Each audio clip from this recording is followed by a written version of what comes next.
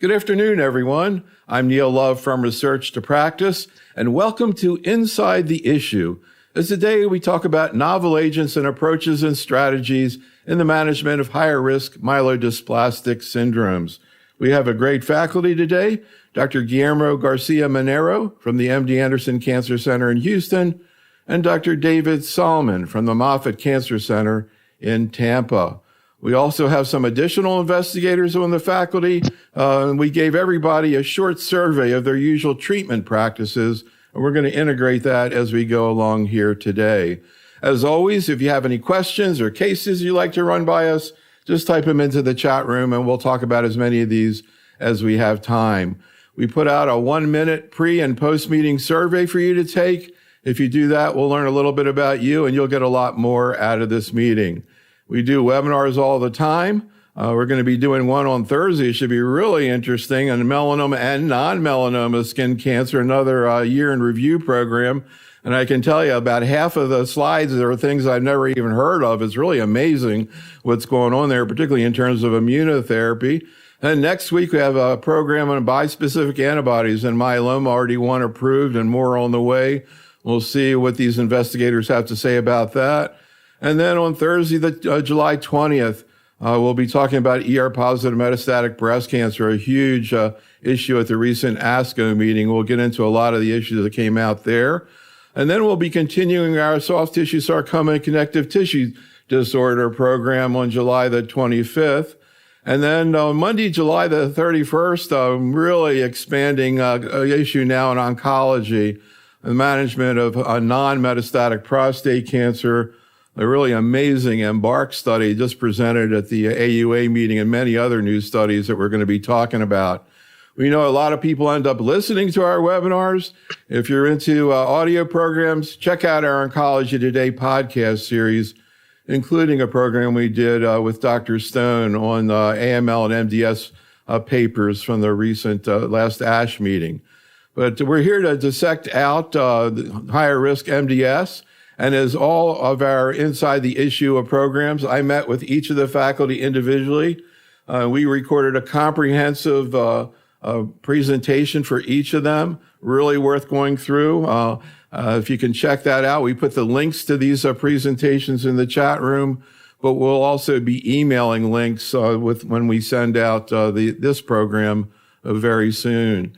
Here are some of the data sets that the two faculty members went through in their presentations. We're just going to pick up a little bit of this. If you really want to see the details, check out both of these presentations. They're really, really informative. Here's the issues that I picked out from these presentations to chat about today, some of the clinical implications of new data sets and also research implications as well. I want to start out with the issue of the biology of MDS and AML. And David, I think, to most of out there in the general medical oncology world, first of all, MDS itself is a real challenge, I think, but trying to understand the overlap and the biology of MDS as compared to AML. Here's one of the slides from your presentation that got into that. But maybe you can just talk about a little bit your vision of sort of what the borderline is. One of the things that's come out, David, is the issue of blast number and how that, whether it's 10%, 20%. From a practical point of view, David, how do you visualize this? Yeah, perfect. Yeah, so I think one update in the WHO, we're still MDS, but we're now myelodysplastic neoplasm. Just emphasizing, this is a true malignancy actually with the higher risk and subtypes, such as P53, which gets highlighted on the slide too. It's actually worse than almost any metastatic, tumor. So just to speak to the sort of morbidity, mortality. So I think for those who are maybe not fully aware, of course, the WHO came up with their recent update, but then in the sort of world of blood cancers, there's this international consensus classification that also came out. And you can see overall there is a lot of harmony between the two systems. But I think one thing that did came out in the ICC, which has raised a lot of discussion, is sort of this MDS/AML category, speaking to your question a moment ago. And so now this 10 to 19% blast, which would have formerly been RAEB2 or now IB2 by the WHO, has this MDS/AML. So the blast cutoff, used to be 30%, then dropped to 20%. Now we're discussion here. I think the importance of this, and there does need to be unification and harmony, which are efforts ongoing between ICC and WHO, is that there can be a lot of overlap, and really the underlying mutations, that patients have is probably what matters more than anything. I think we'll see this in a little bit. For P53, we're ready for this harmonization, although I would argue that we should probably make that cutoff at 5% and not 10%. And then there are other mutations, NPM1 mutations, those are really AML. And again, if you have a 12% blast and this is now recognized as AML defining, we should treat as such. So it's just that there is a lot of overlap. And I think my real hope is that it really will open up treatment options for all of our patients, especially as we get new therapies approved. We don't have this arbitrary divide where we, can't get something, approved for our patient because they have 21% or 19%. This is nonsense. I think at the same time, I think we have brought about a lot of confusion, and even how you discuss this with patients, what's my disease? It does bring about a level of complexity that I think is going to have to continue to work out amongst both academics and community physicians together. Guillermo, any thoughts? What we're trying to do tonight is get you just to talk about it the way you talk on rounds. Your presentations have all the data, but I just want to try to pull out from you, things that people keep in their head. And this concept, Guillermo, to me is extremely confusing. Anything you can do to help enlighten us? Not really, because actually it's funny that I usually 100% agree with David, but we're starting the conversation where I disagree. So this is how I see it. This is a diagnostic classification. It's not a therapeutic classification. It's not a prognostic classification. Diseases are entities. And you should not change a name just because you want to do all these things that David wants. That's insane, with all my respects to you, David. For that reason, actually, we should just remove all. Let me give an example. And actually, I was very vocal at TIG about this. If you have P53 mutated, pancreatic cancer with 3-month survival, and there was a drug that treated that, and then there was some other disease with the same mutation with 3-month survival, we should call it the same name just because this way I can treat both. I disagree with this. I think if you have myelodysplastic syndrome, you probably have dysplasia. And actually, I will say that just because you have poor prognosis doesn't really mean that you have acute myelogenous leukemia. Indeed, actually, it's so funny that, actually sad, I should say, that a lot of the MDS have worse prognosis than AML. So I don't really understand why we're going away from morphological diagnostic classifications into this kind of very confusing things where this, and then there is the politics in terms of academic behind this, where a group of people, I hope David is not offended, I don't know if you're on that paper or not, they decide because they are not co-authors in some paper, they want to create their own classification. I don't understand it, actually. I think you have dysplasia, you have myelodysplasia, and then you have whatever prognosis, you have whatever mutation, that's how it should be called. So I don't agree with this. Now, there is an effort to put this all together. Actually, it's ongoing. I think David and I are part of the same, and hopefully we'll come with a final good answer. I think this is very confusing, David, Neil. I think it's in transit. And what bothers me actually is the timing, because as we will hear a little bit later from David, for instance, hopefully in the next few months, we'll have some positive trials that are very important for this disease and high risk. How is that going to all pan out when we have these kind of names? Now, on the other hand, it's not that the WHO classification is perfect either. For instance, they decided, I don't know why, based on whatever data, to change the name. I don't know if you realize that. So now this is called myelodysplastic neoplasm. I don't know. It's some idea like the same to make it easy for insurance to do something. Okay, look, we spent 10 years making sure that people understood that when you have myelodysplastic syndrome, you have other comorbidities such as cardiovascular disease. We discover why that is, because you have a TET2-DNMT3A mutation. So we remove the syndrome from this. And now the papers have to say myelodysplastic neoplasm in parentheses MDS. I think this is too much of an academic kind of discussion. I think the timing of the name of these changes is not really kind of right. I think this conversations could happen next year when maybe we have phase 3 trials with positive data or not, and then we adapt. Right now, it just adds a little bit of confusion. So I feel like you, very confused about how to take these names. Well, I feel like I'm moving forward a little bit. I think I understand a little more than I did 5 minutes ago. Any kind of concept. I don't know if I told you that we did a program recently with your colleague Rich Stone, and he made the analogy of MDS is like the bone marrow is like a factory where all the workers are drunk. So that kind of explanation, that sort of resonates with me a little more than some of the more technical ones. Anyhow, so let me show you a slide, David, that was actually in Guillermo's talk in terms of the algorithm. I'm going to let you respond to what he put here in terms of sort of how he thinks through management of higher and lower risk disease. Any comment, David? Yeah, I mean, a lot of this really hasn't changed, for a long time. I think, if you have lower risk disease, and I think we can talk, for a long time what exactly that means. I think I do have improved prognostic models. Again, how we incorporate all these into treatment are still some open discussions. But again, if you have a lower risk, clinical patient, you're treating the symptom that they have. So if there's a certain blood count that is low, you try to make that better. Of course, we have lenalidomide for the del(5q) patients, and we do have immune therapy, immune suppressive therapy, ATG cyclosporin, which actually gets missed as a potential option. It can be quite useful in a small subset. But patients, and then for our higher risk patients, we really have HMA. I think intensive chemo in certain patient populations, especially potentially going to transplant. I think Guillermo was highlighting on age. Again, consideration there. It's probably also underutilized, to some extent. And then transplant is just part of the course. And then I think what I like is this sort of little dash line, I think, which means that, hey, we're starting to transplant older and older patients. Actually, I have an 80-year-old as of today is going forward to transplant in about 2 weeks, treated with sort of, an HMA venetoclax-based regimen. So that age group is continuing to get better. And I think part of that is we get better therapies, better responses, better performance status improvements, at the same time improving the morbidity to transplant. That's the key. And I think the one big thing is, as soon as you're thinking high risk, you're thinking about transplant. And I think, unfortunately, too often we get the referral at the end, hey, they had 7 cycles, 8 cycles, 10 cycles of HMA. What should we do now? And then if they progressed or not responded, that's a really bad group of patients. So if you're starting high risk, really up to the age of 75 and maybe rarely older, they really need a referral to a transplant center simultaneously. And again, ideally, that sort of initial treatment decision is a collaboration between the two groups, even before that first dose of HMA, if possible.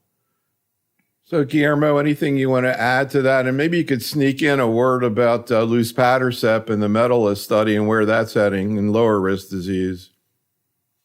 I mean, that was one of the major things that we saw over the last couple of years, right? So we had not gotten any drug approved for like 14, 15 years.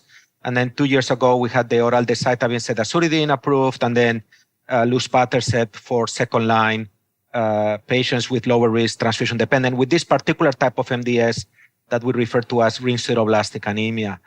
As we discussed through these presentations, at ASCO and IHA, we heard the COMMANDS trial that is actually published already in The Lancet with the frontline study in any MDS comparing luspatercept versus epoetin alpha. That is a very positive trial, in my opinion. So I think we're starting to see quite a bit of change also in lower risk disease. But I would like to go back, Neil, for a second, because David is right on target.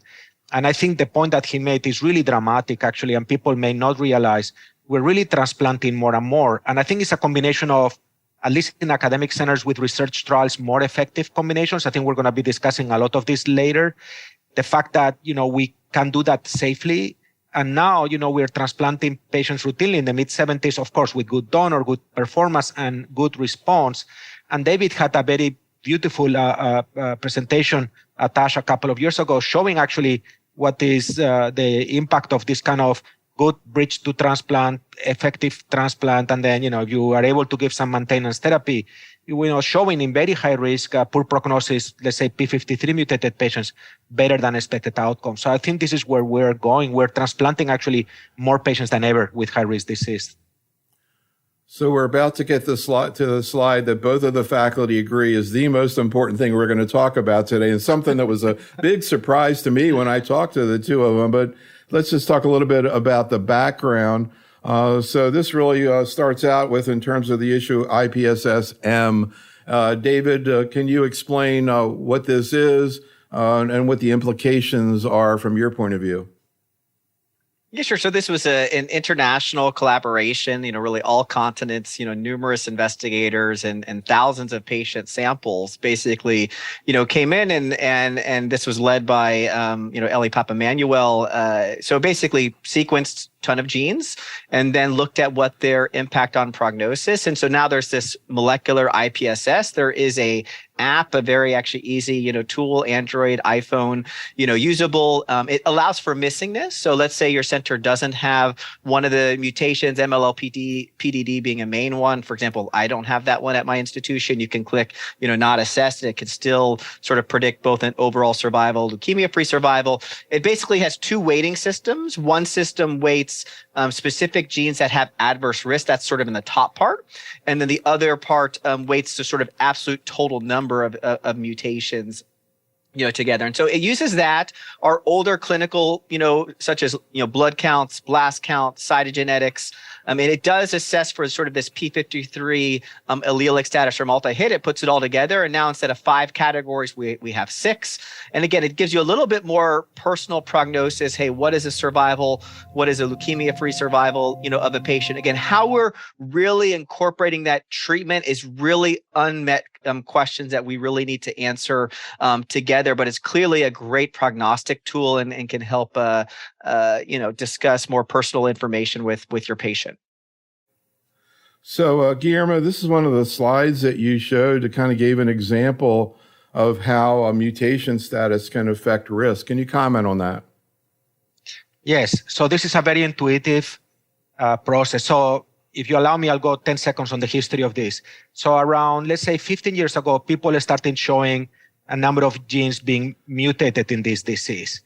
And then the logical question actually was, do they have prognostic value? Indeed, actually, Rafa Bejar from San Diego, I don't know if he published this or not, but presented a very nice slide that all of us have used, showing in a very intuitive way that except for SF3B1 gene, that is a good prognostic characteristic, as you accumulate mutations, prognosis is worse. So 0 is okay, 1 is a little bit worse, 2 is worse, etc.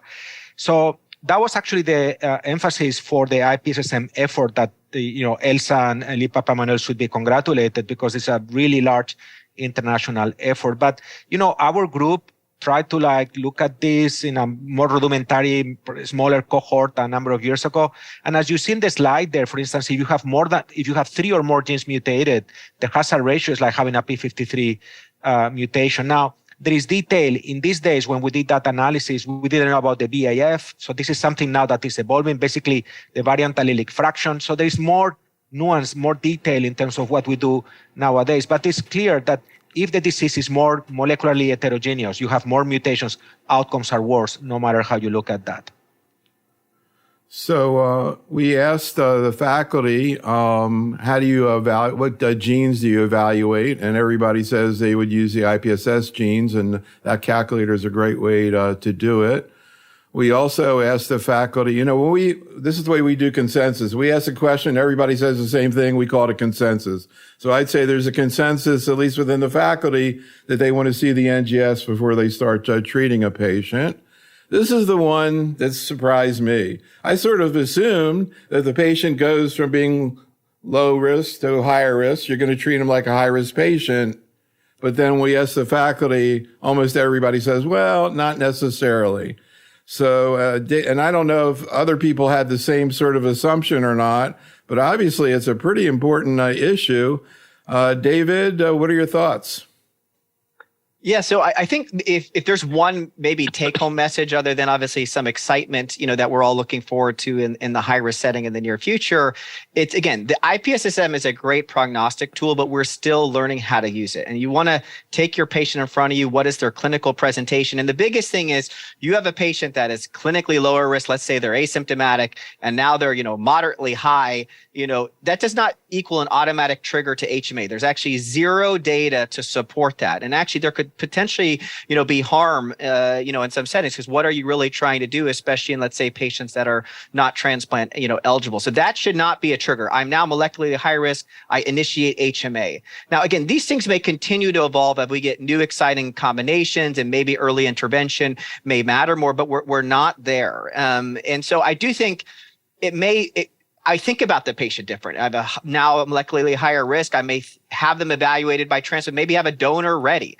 There is some data to support potentially early transplant intervention. Again, I think we need to bear that out more, larger, data sets to collaborate that. And that work is actually ongoing. But again, you need to use the patient, the clinical presentation, what's the goals of the patient, transplant, yes, no, and all that together. I think the IPSSM can be a helpful tool, but it's not something you have this, I therefore do this. That is not the right thing to do at least as of right now.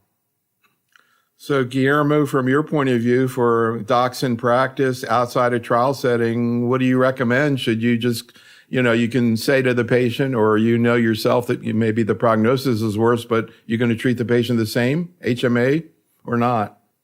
No, I think David said it very well. So it's difficult to rephrase it, but I'll try to give it a little bit of a different spin, because we're talking about two different things. And it's actually similar conversation the way we started. Like, I disagree with David, like, okay, just because you have 17% blast, you should not call this AML. Okay, so let me see if I can make it a little bit simpler. What this means is the IPSSM is a very, right now, powerful tool to tell you without treatment, this is your prognosis. Because most of these data sets, as I understand, don't have data in therapy inputted into them. So, you have this condition, your survival is 10 years or is 3 months, whatever it is. Okay, fine. But that doesn't 100% mean that whatever therapy we have is effective in that context. If you think about this, the hypomethylating agents as single agents have actually limited activity. So that's why actually we wanted to develop this classification. So it may be that in the next few months or next year, someone at ASH or whatever will say, oh, in the context of IPSSM, indeed, actually, we're going to discuss this with maybe the XL1 mutation in a few minutes, a little bit later. We will find subsets of IPSSM that do very well with HMAs and some that do very poorly. But right now, you cannot generalize because that data has not been generated. And the bottom line, Neil, is if the hypomethylating agents were 100% effective, yeah, maybe you will make that assumption, but they are not. And I think that's what we're trying to say. We need to figure out how IPSSM works in the context of therapy. This is not well understood. So these are two different things. Prognosis is one thing. Therapy decision is another. And just because you have poor prognosis, it doesn't mean that you have to do particular type of therapy. It may not work. Prototypical example, stem cell transplant and P53 mutation, it does not work that well. So as you mentioned, we have a number of really exciting trials that are maturing and hopefully going to be reporting soon. I know both of you are extremely optimistic about this. We're going to get into that. But one other issue that I wanted to touch on, and Guillermo got into this in depth and certainly has done a lot of the research, which is the issue of oral HMAs. And I'm just going to ask you, David, what your view is on oral HMAs and what situations you right now you're using oral decitabine. Yeah, I mean, I think we're all looking for quality of life, patient convenience, and getting parenteral azacitidine or decitabine 5-7 days in a row, or may stretch over 9 days with that's a lot, and a lot of patients may have to travel far even to get to even a community center. So I think having that oral option is definitely an amazing way to potentially improve quality of life. I think there's a lot of logistical challenges in the beginning. Costs, speed of getting it, and even compliance and how they're sort of tolerating their disease and seeing them. I think those are issues that I think even scare academics, at time. But where I personally use it is, a lot of times, and this was actually kind of how the original, trial that Guillermo led. I may start with IV, and hey, they tolerated it really well, and they're doing fine, and I feel comfortable. Maybe by that time, all the copay and everything else, and I then transition them to, oral decitabine, let's say with cycle 2 or cycle 3. Actually, that's what I do regularly. I do think, and actually Guillermo's group is doing a lot of this work, a lot of the exciting combinations have predominantly been done with azacitidine, and their approvals may potentially even be azacitidine specific. But again, it's likely very similar. And when we think about all oral options, let's say oral decitabine venetoclax, and again, Guillermo can maybe speak about their data. I think we have to continue to learn that. I think it's going to be probably an equivalent option, but I think we're still learning, from that perspective. So it's a nice tool. It's still a little bit challenging in my view to use at times, but definitely for patients who are tolerating and responding well, I find that transition quite easy. I would say the GI toxicity and even sometimes the cytopenia toxicity, at least in my hand, feels a little bit different between PO and IV. Whether or not that's just my anecdotal usage of it or not is an interesting, consideration. But again, Guillermo's, really led this effort, with several others from the beginning. So Guillermo, I'd like your comments. Also, in your talk, you talk about sort of some of the studies that are using oral decitabine, acetazoxazine, and some of the doublets that were being looked at out there. But what I'm particularly curious about is the presentation you gave just a few weeks ago at the EHA meeting, looking at oral decitabine acetazoxazine with venetoclax. Can you comment a little bit first on the issue of oral HMA, and also can you kind of walk us through this study, Guillermo? I think this is actually evolving in a very interesting way, because when we started developing the oral azacitidine, not the oral decitabine, around 15 years ago, that eventually got approved in AML, we were very naive. We thought, okay, let's just get something easier that we don't have to give 7 days injections underneath the skin. For a big person, 2 or 3 injections can be painful, etc. And then this has evolved into this field where we have now one drug approved, this oral decitabine acetazoxazine, and maybe the oral azacitidine is being re-studied in a large phase 3 trial in low-risk MDS. And we're starting to see a number of things. So first of all, these are fixed formulations for the acetazoxazine of the decitabine plus the acetazoxazine. It should be noted that there is a drug actually being developed that is the oral azacitidine acetazoxazine. This is in very advanced phase 1 trial.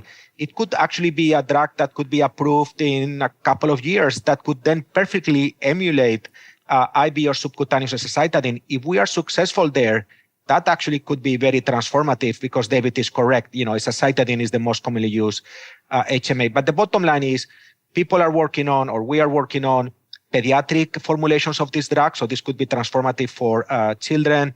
We're looking at different ratios to really try to figure out a proper dose of this particular drug for lower risk MDS that may be lower than what we use in high-risk disease. David is correct. Sometimes this drug can cause cytopenia. Remember, it's a fixed ratio. So you have a smaller person, or maybe there are some enzymatic differences. We see a little bit of cytopenia more so than what you expect with the HMA. I think the doublets are very interesting. I think a lot of the studies that are now ongoing actually are testing somehow in parallel a doublet with an oral HMA, this oral decitabine acetazoxazine.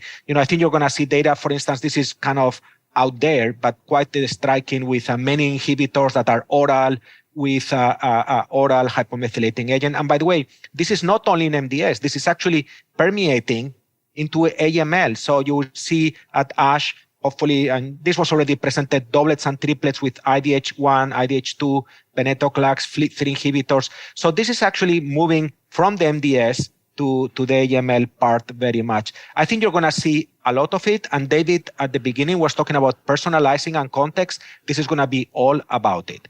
Who will be the person who is a better candidate for this kind of therapies, whether they are better or worse, I'm not sure. I see that a significant fraction of patients in the near future will be treated with total oral approaches. That could be doublets and even triplets, actually. So I want to show another result from the survey. This is based on a case that Guillermo presented during his presentation, David. Guillermo, can you just sort of summarize this case of a 78-year-old, I guess not a candidate for transplant?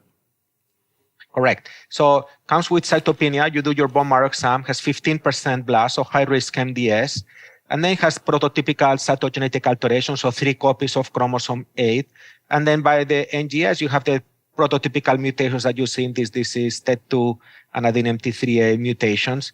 And then what do you do? And, it was interesting to see actually should I interpret this, Neil, or do I let David go for it? Please. Yeah, no, actually, go ahead, I was just, when I voted for this, I was like, this is what I will do honestly in the clinic. This is actually a real case. So this patient will be treated right now with a combination of oral decitabine, cedazuridine, and venetoclax. I thought I was going to be the outlier, but I was very happy to see that 3 other of my colleagues here, Dr. Brunner and Dr. Wong, actually thought about using the oral HMA.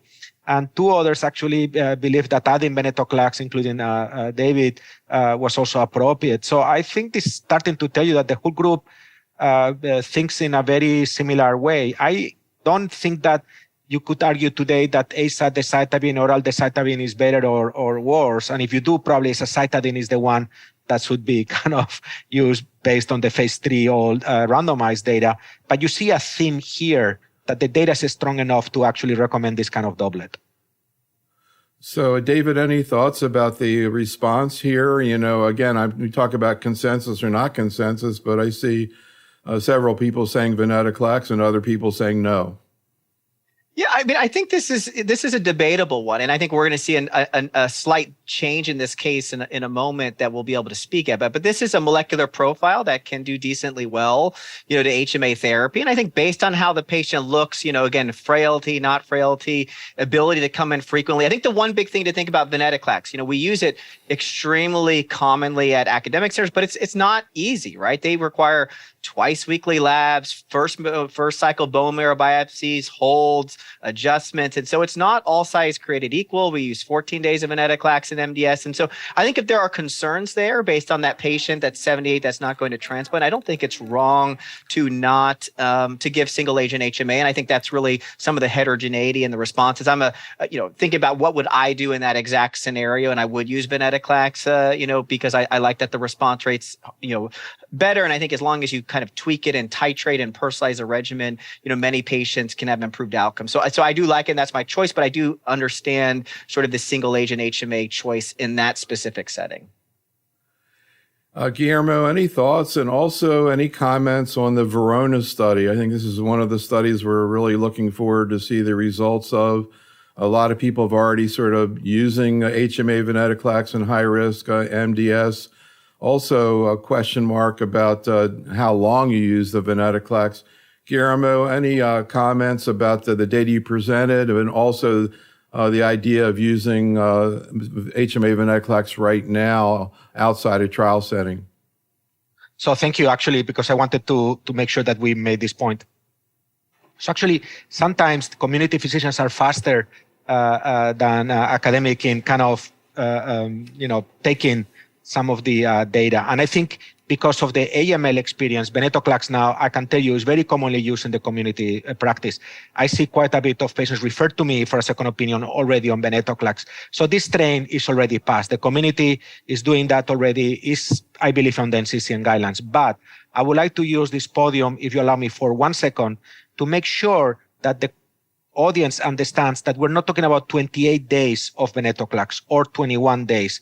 This is the problem. I see patients that come to our practice in bone marrow failure with this kind of profile, the 15% blast, etc. But then you go back and the patient has been like 2 or 3 months with uninterrupted venetoclax. Maybe you do that in AML, I'm not sure, but for sure you do not do that in MDS. That's too much. So actually, if you look at the data that is coming out, data that we published last year, hopefully in the next few months, we start with kind of like 14 days, and a majority of the patients very quickly in the second, third cycle, they need to go down to like 7 days, 5 days, sometimes even lower. So these patients with MDS do not tolerate, and you should not treat them with extended dosing of venetoclax. That's very key. So for the audience, it's not like say, okay, we're going to use an AML approach here because these patients, they become cytopenic, the bone marrow kind of like dies, and many times you encounter them with an empty bone marrow, they don't recover and they do poorly. So that's something that I think is important to highlight. Thank you, actually, Neil, for that. So, David, we're also waiting for the phase 3 of sabatolimab, a TIM3 checkpoint inhibitor. Any comments you have about that, David? And also Dr. Kumar in the chat room has a case, 80-year-old high-risk MDS treated with HMA only, but has had a dramatic response in the counts. Should I add venetoclax, he says. So maybe to handle the case, no. So I think especially you have a great clinical response, just continue that therapy, especially in an 80-year-old where we're not thinking, necessarily about transplant and things like that. And there is actually decent data. There's trials already, run, one presented by Amr Zadon a while back on HMA venetoclax salvage. We actually have some, real world experience, and it is definitely a salvage option. I think it's actually an interesting consideration if we have multiple approvals, how we sequence that based on who has salvage activity and what setting. But definitely in that case, you have a clinical response. Same thing. They came to me, beautiful response on HMA. I'm continuing HMA monotherapy and not thinking about venetoclax. So to sabatolimab in your question, I mean, the mechanism is quite unique. It has sort of almost a threefold mechanism where it can directly target the leukemic stem cell. It sort of blocks this feedback loop. So basically the cancer cell giving its own food to itself, this autocrine loop. At the same time, it blocks a negative immune checkpoint, kind of analogous to thinking about, PD-1, PD-L1 type therapies. And it may do other things like augment antibody-dependent cellular phagocytosis from that perspective. I think, the safety profile actually out of the combinations has been maybe the best, really quite limited. Some immune-related adverse events that are quite easily reversible and potentially predictive of responses. And so I think what was unique with the development of sabatolimab is they went very fast into this randomized placebo-controlled phase 2 trial. Actually, this didn't happen with either venetoclax or magrolimab. These, to me, was probably the most important clinical presentation at this past ASH presented by Amr Zadon. And I think, unfortunately, it was negative. And I think that has unfortunately brought about a lot of pessimism and negativity about it. That being said, I think nobody should have hoped for the CR rate to be positive. And the CR rate was identical to single agent HMA in all the earlier trial. I think the hope is that the durability of response, which looked quite intriguing from the phase 1, would pan out. And I think what's interesting here in these curves, maybe if you just go back just for one moment, is sort of this later separation. So clearly the p-value is not statistically significant, but thinking of immune therapy, can the phase 3 trial still be positive? What is nice in the phase 3 is it's a sole primary endpoint of overall survival. The safety is good. I would have actually liked a lot more development. There were some really exciting triplet combinations with sabatolimab that I would really like to still go forward. HMA ven sabatolimab, HMA magro sabatolimab. I think sometimes with negative readouts of trials, in my opinion, pharma gets too scared of these things and kind of just says, oh, we're going to wait for the phase 3 study. So we're all eagerly awaiting. There were some subsets, lower burden of disease, potentially molecularly lower risk patients. There's an ongoing trial in more clinically lower risk patients, with sabatolimab. So I think we'll all await. There's definitely been some pessimism, but hey, if we have a p-value of 0.049, the enthusiasm will return. And I do think it's a nice combo drug, thinking about the future if we did have multiple doublets.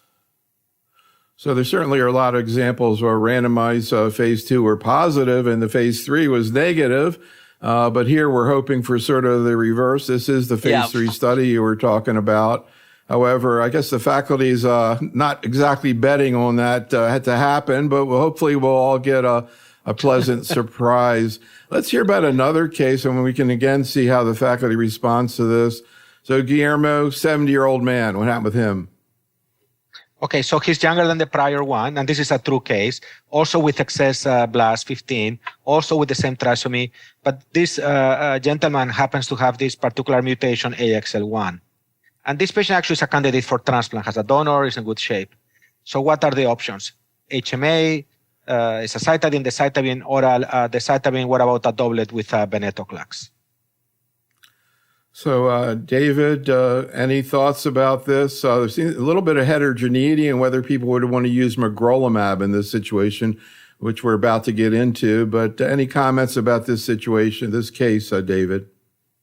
Yeah, so I think, Guillermo and I are aligned that, to me, the really key part of this case, especially off of study, would be the addition of venetoclax. And I actually feel for this case, I really think it is by far the best therapy. And again, obviously with respect to everybody's decision, but we looked at it a couple of different ways. So if you look at true CR rates, with ASXL1 mutation with single agent HMA, they're close to zero.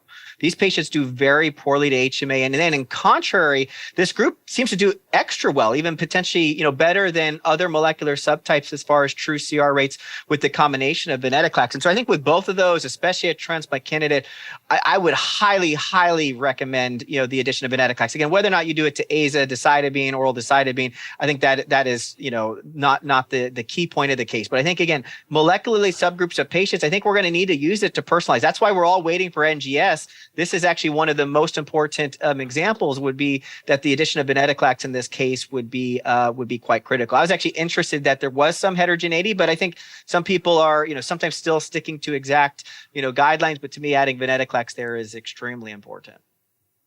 So Guillermo Tizetovan in the chat room wants to know, in the planned use of venetoclax for 14 days, when do you do the bone marrow, day 14 or earlier? We asked the faculty about dosing, and as you said, everybody says 14 days. Also decreasing it for subsequent cycles. In terms of the bone marrow, here's the way the faculty responded. Guillermo, any comments? No, I think you're going to give the 14 days in the first cycle. So doing a bone marrow on day 7. So the colleague is correct that in AML, we're doing this, right? So in acute myelogenous leukemia, when you give venetoclax, sometimes you do the bone marrow on day 14. And if the patient is kind of empty already, you stop the venetoclax. But, here we're already giving a shorter course. So doing a bone marrow on day 7, I don't know that we have really done that. And I'm not sure that the dynamic of response is that fast either.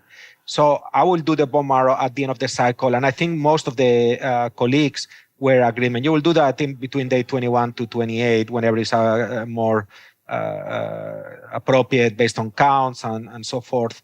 So you will do that at the end of the cycle. But I should say that it's very important to do this bone marrow, because going back to our experience with single agent HMA, is going to really tell you a lot in terms of how you're going to proceed. If this patient has still quite a bit of residual disease, you're going to march on. You're going to continue with the therapy.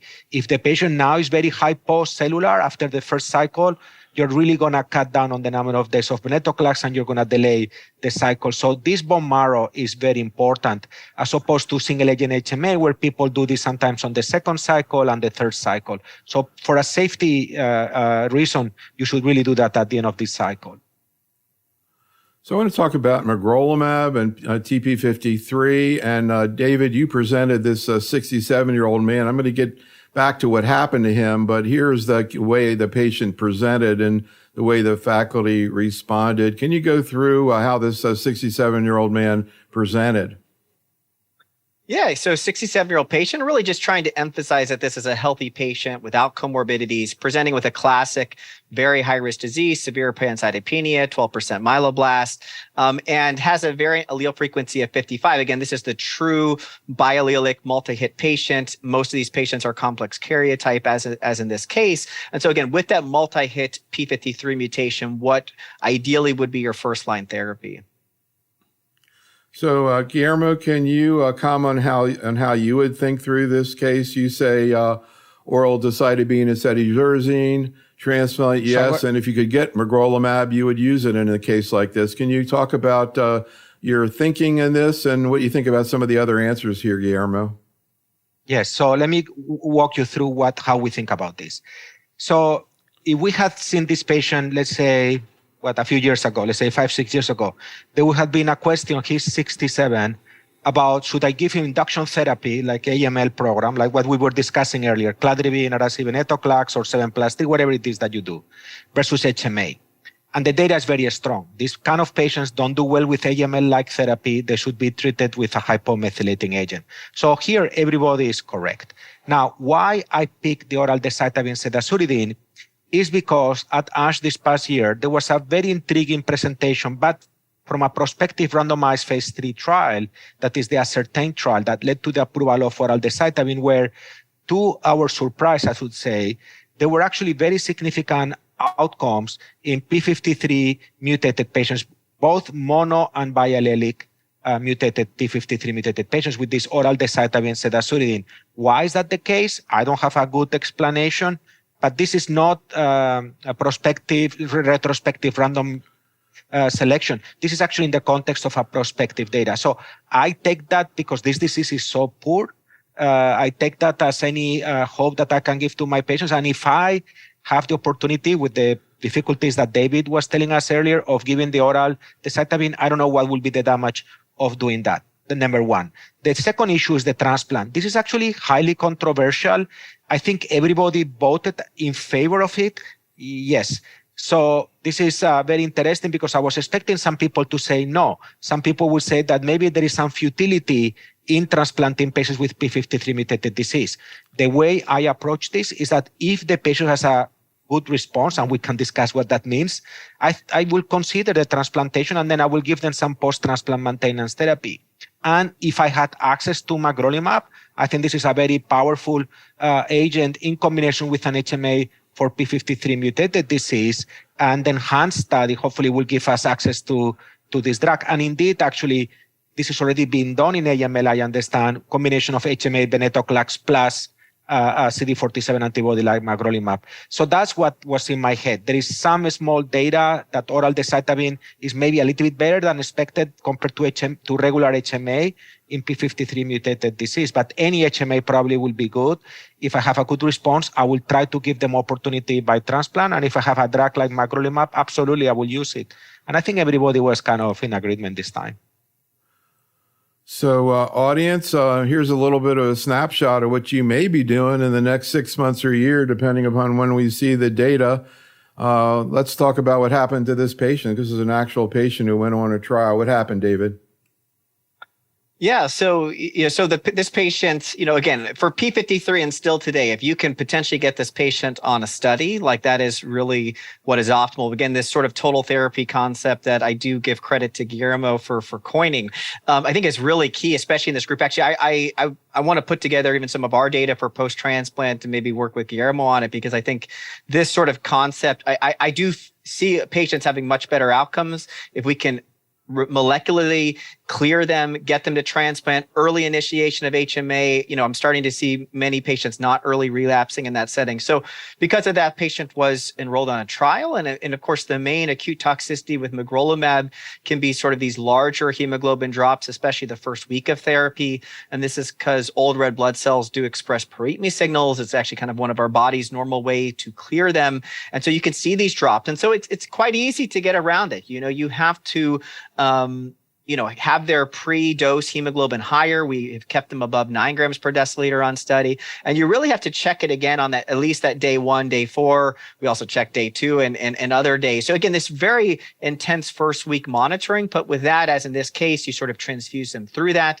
I think what's highlighted here is, again, a patient had an early response, both by hematopoietic recovery and blast clearance. But again, I think especially with magrolimab and more of an immune-mediated therapy, we've seen a number of patients deepen their response over time. You could see got to true CR after 4 cycles, and often molecular clearance and true CR do correlate together. And again, as that is one of my goals with my P53 patients, again, I think a little bit of a mistake would have been jumping off at cycle 2 and not getting through several more cycles of treatment. But ultimately, when a true CR and molecular clearance was obtained, this patient was bridged to allogeneic transplant, which does, particularly in this group of patients, have good outcomes, especially with this molecular clearance.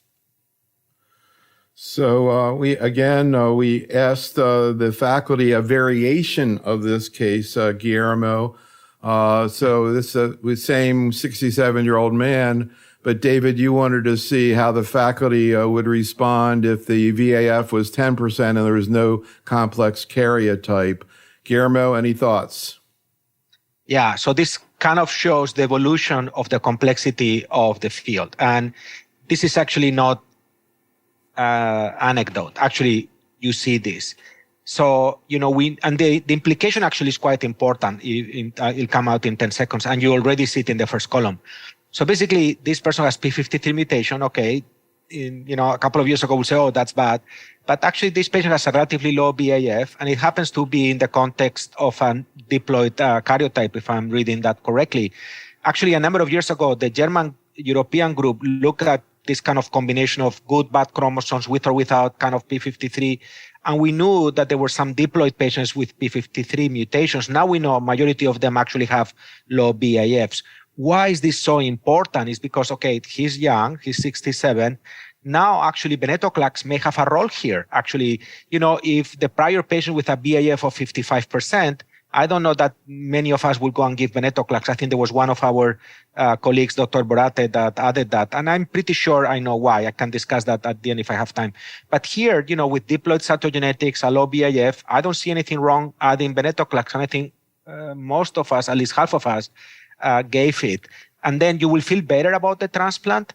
And yes, if I had magrolimab, absolutely, I will use it. But the point here is prognosis is much better. The outcome with transplant is much better. And this patient may do much better with venetoclax. So that detail of the chromosomes and the BAF really help a lot here.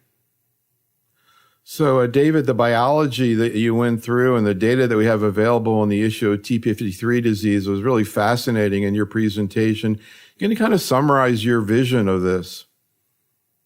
Yeah, so I think, obviously we had this controversial start to tonight's webinar, but I do think, again, however we want to call it, and I share Guillermo's passion in that I think this is an MDS disease. I think that to me is not the question, but I think for P53, and again, really, if you look at this curve B, this is the largest data set from the Hovan group where AML is in red and MDS with excess blast, and this is greater than 5%. So again, different than this sort of 10% cutoff. The curves are superimposable, and this isn't one data set. There's at least 3 that have really shown, this. So again, this excess blast P53 group has a uniform prognosis. And again, the majority of these patients are multi-hit. Again, we just talked about some of the importance at looking at the monoallelics versus not.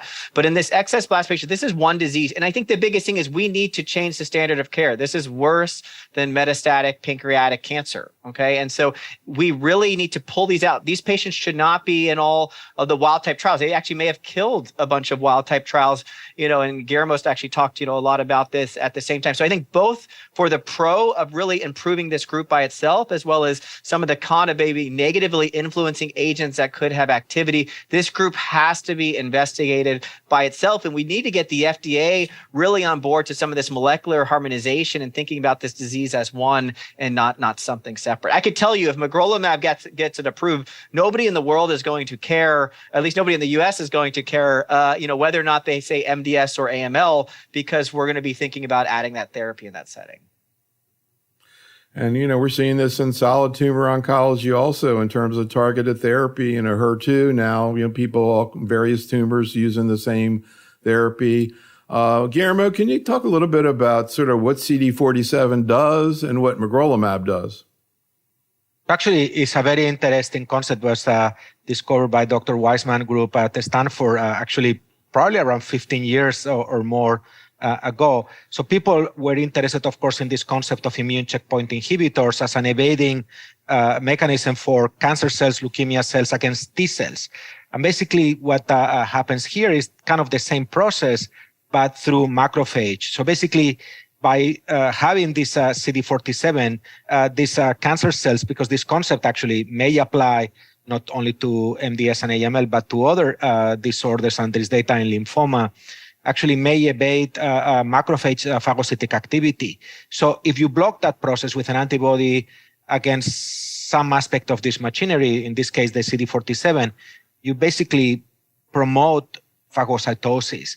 And what is really interesting from this is that it should be agnostic of the mutational profile. And I think going back to what David was saying, why this was so attractive to us in the P53 context was because, there's in principle not a specific reason why a macrophage should distinguish a P53 mutated leukemic blast versus one that is not. So that is why I think we are also excited and interested about this pathway. So it's basically an immune checkpoint for macrophages, as this photo shows. And by blocking this interaction, now you render these cells phagocytic again. And I think that slide actually has a beautiful video where you see actually these cells eating the leukemic blast. So it's quite actually fascinating. And again, the fact that may not be related to mutational profile of the disease makes it very appealing, as opposed to, for instance, BCL2 inhibition, where we know that, for instance, p53 is kind of a resistant, not mechanisms per se, but feature of that kind of leukemia. So this could be a big differentiating piece of data where you will say, I'm going to use venetoclax or not, or I'm going to use magrolimab, or hopefully maybe triplets. I don't know. But this will be an important point in the future if both studies are positive. So, David, can you talk a little bit about the clinical research data we have available? Of course, you go through this in depth in your presentation, but maybe kind of provide a little bit of an overview of what we know about this. Yeah, so essentially, this is a very large, phase 1, trial in both higher risk MDS patients. Again, and again, even speaking again to the molecular IPSS versus IPSSR, all of these novel doublets are in the era of the IPSSR as far as classification. So intermediate to very high risk patients, no discrimination based on blast cutoff. And then similarly, an AML cohort that was almost exclusively AML, and I can talk about that data set a little bit.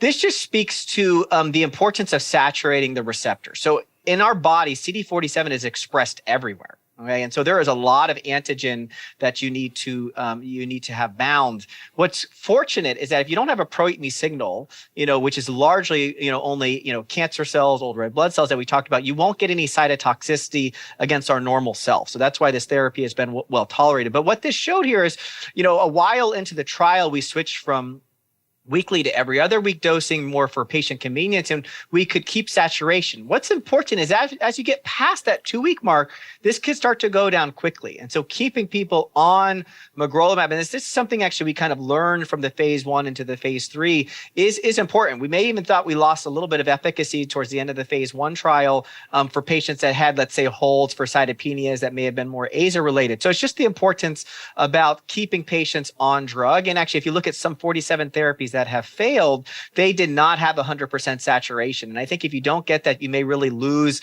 a lot of synergy, which was really the emphasis of that slide. Again, safety has been good. We talked a lot about the anemia. I think there's maybe a slide in a moment just focusing on that. Yeah, this is right here. Again, we get this large drop. We've talked about it. It's really predominantly a day 1. Even day 4 is often quite minimal. But over time, this is not an issue. Of course, many patients having hematologic response. And so we've had patients past 3 years on magrolimab therapy. And actually a nice abstract, I don't think it's been published yet, was presented at ASCO a year ago by the Stanford group, showed that actually red blood cells in the setting of chronic magrolimab exposure actually prune or lose their CD47 expression. And that may be why we don't really see, recurrent on-target anemia later on. So again, this is a first week issue more than anything else. It can have issues like daratumumab interacting with blood bank. Depending on what your reagents use, for example, we use these Immunocore reagents. We've not had issues, but again, at certain areas, I think they may have issues similar to daratumumab. Again, we have this 3/4 of patients that have responded, and most of these responses are associated with hematologic response. This was kind of emphasized in the case here. And so that you could see that the CR, which is kind of this orangish red color, these happen over time. Many, the median time to CR was in the sort of 3 to 4 months, but actually we had CRs occurring past 6 months. So speaking, again, giving this time to have their most optimal response is important. It's a little different than venetoclax, where most patients may really get their best response between cycles 1 and 2, was really the emphasis here. This was the median survival follow-up. You can see that the median OS was not reached with a follow-up of 17 months, although it's clearly approaching 50%. So I think what's important is to parse this by the p53 mutation status. Then in wild type, over 60% of patients were alive versus an OS of about 16 months, which is the best OS, at least in high-risk p53 patients that we have seen. And then just emphasizing sort of, again, this concept of total therapy. To me, this is one of the most important, secondary endpoints across these novel doublets is how are our patients doing with transplant? One thing that is remarkable is, almost 40% of this whole cohort, this is an elderly cohort of patients, went to transplant. And I think this speaks to the quality of response, the performance status improvements. And you can see our two-year OS of 77%. That's versus probably historical of about 40% in this sort of exact patient setting. Granted, this is a trial population. And again, this just looked at that sort of p53 mutant versus wild type that I spoke about. We didn't have a lot of p53 mutant patients transplanted, but again, those patients, for what it's worth, did quite reasonable. And then I think lastly, Yeah, I think just maybe one quick question. Yeah, one quick point here is, MRD has not been a thing in MDS. Clearly, it's been revolutionary in AML. Actually, I think this is one of the first prospective cohorts to look at this. This is with a multi-parameter flow cytometry with a cutoff at 0.02%, so quite sensitive. And you could see that it was predictive. And maybe not, this is not shock and awe, but I do think as we get combinations that are really effective, I do think looking at MRD negativity is going to have some important implications, especially when we think about what's our next wave into the future. Guillermo, any thoughts? No, David actually led all the studies from the phase 1, and he really should get all the credit because this could be really transformative for our patients. Particularly that data on the P53 context is really important. David, any comments? You mentioned the idea of a triplet with magrolimab, AZA, ven, and magrolimab. Can you comment on the ENHANCE study, this phase 3 study? I think this is really what you're pointing towards in terms of magrolimab coming into practice. Can you comment on this? And also other studies that are going on right now in AML with magrolimab, David. Yeah, I mean, just briefly, the triplet's been led by Guillermo's group, by Naval Daver, Guillermo, at that institution. Actually, has some really exciting data that supports these, at least the ENHANCE-3 trial, which is a sort of trying to change the all-comer standard of care for elderly AML of looking at triplet versus doublet. As far as the ENHANCE, again, similar design to Verona, OS-powered study, 500-patient study. We're all eagerly awaiting the data to be read out, hopefully in the near future. And then separately is that P53 group. So the only P53 ongoing prospective trial right now is the ENHANCE-2, which is AZA-ven versus AZA-magrolimab, and it's age independent. The FDA is also recognizing that independent of age, fitness, it's a group that does poor, and we need to change the standard of care. So I'm actually more excited personally about ENHANCE-2 than ENHANCE-3, and there is an oral decitabine concept within Myelod match. Speaking to Guillermo's point of sort of oral therapy in that setting in AML, as well. So just to close out with a few practical issues, Guillermo, that we asked in the survey. One is, do you think that medical oncologists are going to be administering magrolimab and dealing with these issues related to transfusion? The faculty seems a little bit split about that. We also asked how frequently the hemoglobin should be measured during the first week of treatment. And you can see pretty frequently, I think at least 3 times a week, if not more. How difficult is it going to be to deal with the hemoglobin? It sounds like most people think it is something that is sort of manageable. Guillermo, any comments about sort of these practical issues in using the drug? So I agree with what David was saying, that these mitigation strategies really work. But we admit at MD Anderson patients for venetoclax combinations, and our goal in my center with these first 4 weeks of therapy with any of these therapies actually is to make sure that you have 0% mortality. And that's actually how you have a great response rate. And then that's maybe why you have better survival rates. So I think with the magrolimab, you need this blood bank issue. You really need to be on top of the hemoglobin at baseline. You may need to transfuse these patients. I don't see how we're going to do this safely in the outpatient setting. That will be a lot of work for most of us during the first couple of weeks at least. So the safe way and the most, I think, effective way to do this right now will be to make sure that you have nurses that are trained, the blood bank is trained. So basically, this will have to be done, and it's the right thing to do. There is nothing wrong with that. In situations where the whole team is kind of familiar with this approach, I don't think this can be done really today. I mean, it can be done, but I would not recommend that this is done outpatient. We need to do the best for our patients, and you have therapy that is so incredible, like this kind of doublets with overall response rates, let's say 80%. Will you cut corners? No, you will do the best thing for your patient. Nothing wrong with doing this in the inpatient setting, in my opinion. So I got to say, a few years ago, it was kind of challenging to think about spending an hour on MDS. But now in an hour, we barely even touched this. It's so exciting. We didn't even get into targeted therapy, IDH, et cetera. So much more content in the 2 presentations you both did. Guillermo and David, thank you so much for working with us on this project. Audience, thank you for attending. Coming back on Thursday, same time, same place, hear about a whole bunch of new immunotherapies I've never heard of, and probably you haven't either. Be safe, stay well, and have a great night. Thanks so much, Guillermo. Thank you, Neil. Thanks, David. Bye, David. Thank you.